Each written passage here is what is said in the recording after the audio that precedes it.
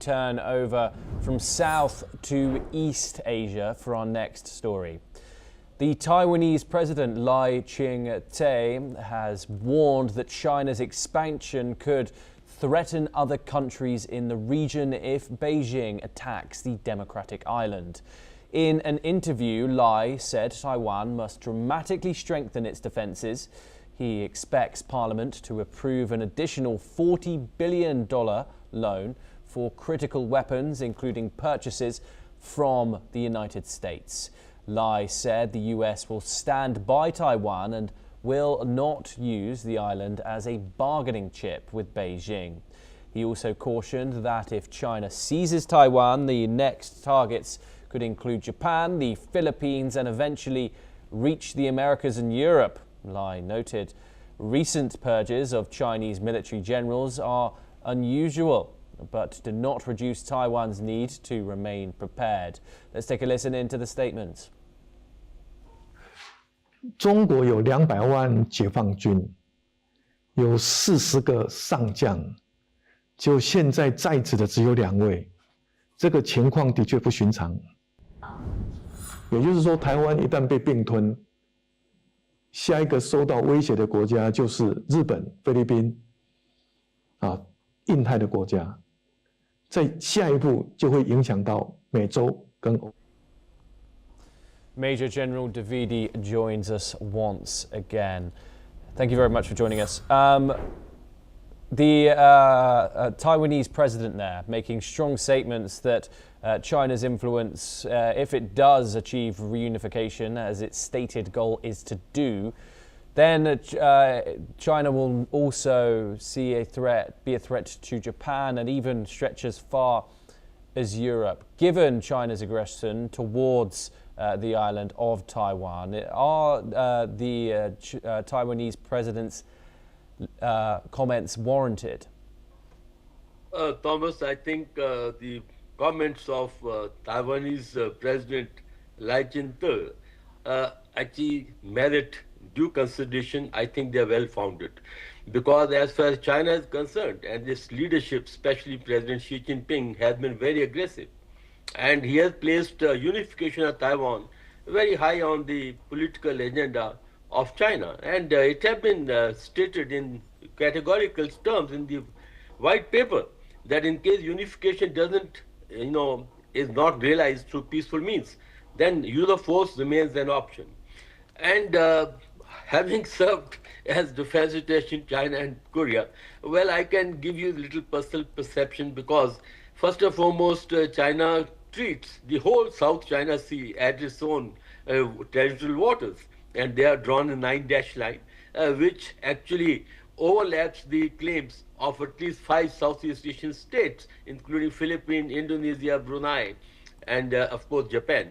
The second point is that President Xi Jinping has been very aggressive. He has been repeating his claim on areas like Senkaku Islands, and that's why Prime Minister Takaichi had to make a statement that in case Taiwan is attacked, then willy-nilly Japan would also get involved.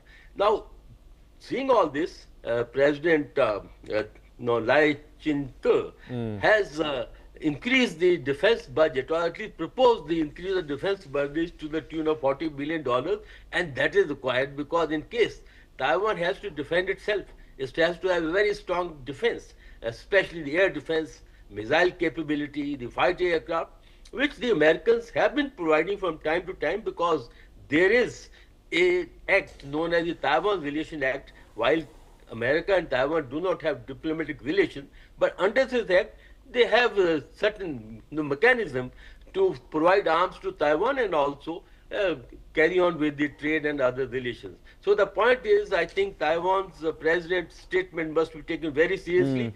In case China does, seize Taiwan, then the next target would be Senkaku Island, the disputed waters of South and East China Sea, and already Spratly Island is under stress, and more than that, I think this is spillover into larger Western Pacific and Southeast Asia region.